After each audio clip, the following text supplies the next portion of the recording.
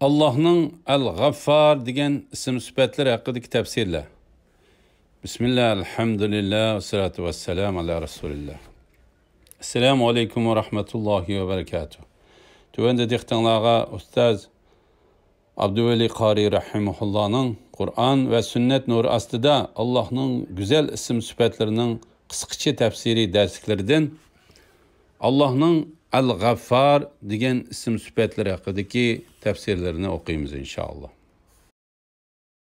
A'udhu billahi mineşşeytanirracim. Allah'ın El-Gaffar degan isim sifatları haqidagi tafsirlar. Allah'ın bu isim sifatları Kur'an'da 5 yerde tilga ilingan. Sure Sad 66. ayetide tercümesi U Allah asmanlarning, zaminning ve ularning orasidagi shaylarning Rabbidir. G'olibdir. O'zi xohlagan bandalarni eng mag'firat qilg'uchidir. Al-G'affar chiroyli narsalarni ko'zitib, qabih, xunuk narsalarni yo'shirib qolg'uchi zot demakdir. Gunohlar qabih narsalardir. Allah subhanahu wa ta'ala'nın Al-G'affar sifatidagi yo'shirib qilish 3 qismga bo'lindi. Birinchi, bandaning ko'zlar ko'rganda yirginadigan o'rinlarini yo'shirib qo'ydi.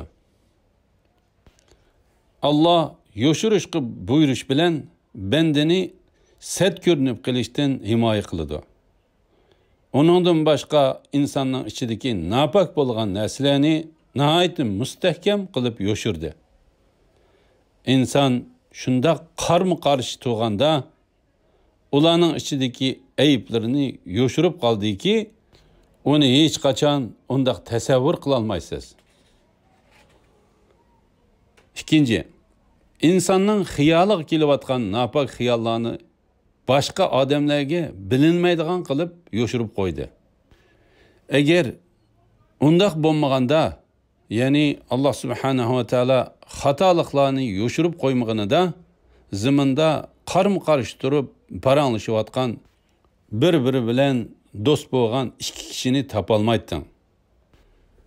Chunki har qanday do'st ham ba'zi vaqtda o'zgarib, xiyollarga yomon narsalar kelib qoladi.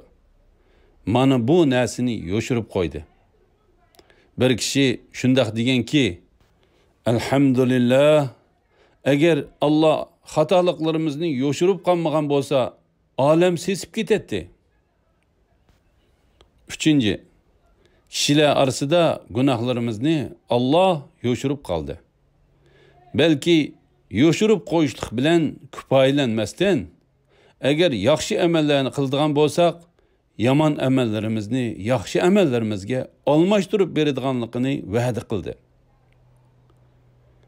Bende bu sifatning qarshisida turganda shuncha qodir bo'lgan zot zaif bandini shunchalik uning ichidagi nafaq ayiblarini, nafaq xiyollarini, uning sharmandalikka sazovor bo'ladigan gunohlarini yo'shirib qolgan bo'lsa, shunda qudratli bir zot yo'shirib qolgandan keyin bandimi mo'min bandining ayiblarini yo'shirib qilish kerak.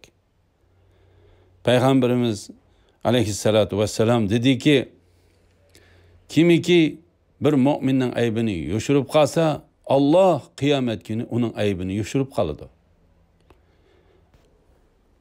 G'ayvat qilg'uchi kishi, kishilarning aybini josuslik bilan tekshirib yurguchi kishi, kishilarning aybini izlab tepib, uningdan qisos olguchi kishi yoki yomonligiga barobar yomonlik bilan javob qaytarguchi kishi bu sifatdagi o'lishidan mahrum bo'lgan kishidir. Balki bu sifatdan mutlaq yiroq yashayotgan kishi bo'ladi. Albatta maxluq bo'ladi ekan, yaratilguchi narsa bo'ladi ekan, uningdan ayib nuqsonmi tepilishi mumkin. Güzellik mi tepilişi mümkün? Kabahat tepilişi mümkün.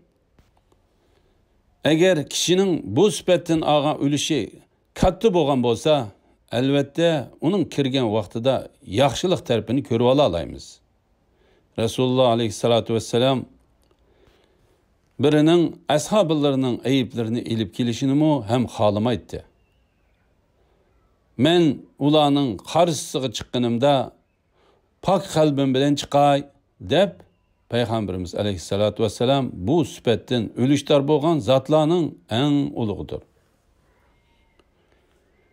Başka peygamberler yani İsa aleyhisselam havarileri bilen ötüp ketiyotganida bir ses purap ketken itning oldidan o'tdi. Atrofidagi havarilar bu nima degan sesiq deganida İsa aleyhisselam buning tishi nima degan oq chiroyliq ha deb o'tib ketgan ekan. Mana bu bir it bo'lsa, ses purab yotgan bo'lsa, uning faqat oq bo'lib ko'rinib turgan tishidan boshqa bir go'zallikki qolmaganida, ana shu sifatdan o'lishtar bo'lgan zotlarning kattalari ashu bir tal qolgan yaxshiligini ko'rdi. Bu faqat bir it edi. Endi bir mu'minning aybini yoshirib qilishda bir insonning bu sifatdan olgan o'lishi qanchalik ko'p bo'lsa, uning ayıplarını yoshirib qilish miqdori shuncha ko'payib boradi. Qur'on va hadislarda Allohning bu ism sifatlariga aloqador tuvandagi mazmunlar tilga ilingan. Sura Fatir 45-oyatida tarjimasi: Agar Alloh insonlarni ularning qilmishlari tufaylidan jazolaydigan bo'lsa, yer yuzida hech bir jon egisini qo'ymagan bo'ladi. Va lekin Alloh ulardan hisob elishni muayyan vaqtgacha ta'xir qiladi.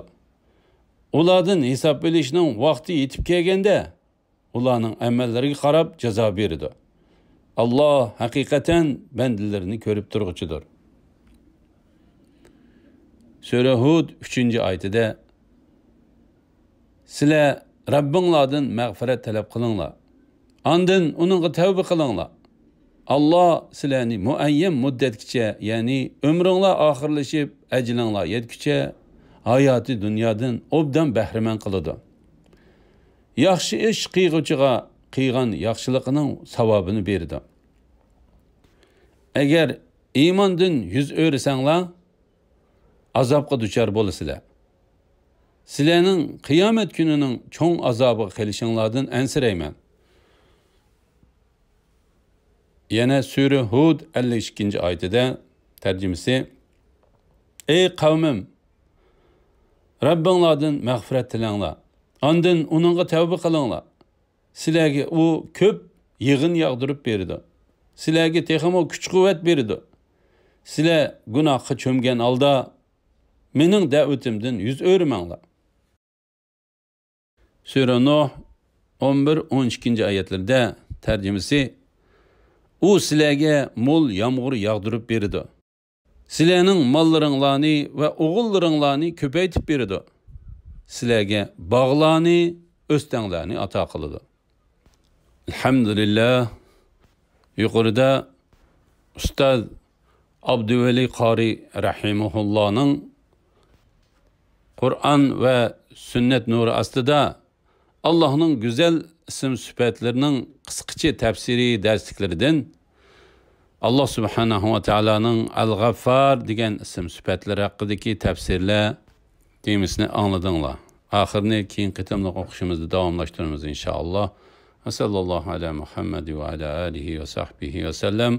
Assalomu alaykum va rahmatullohi va barakatuh.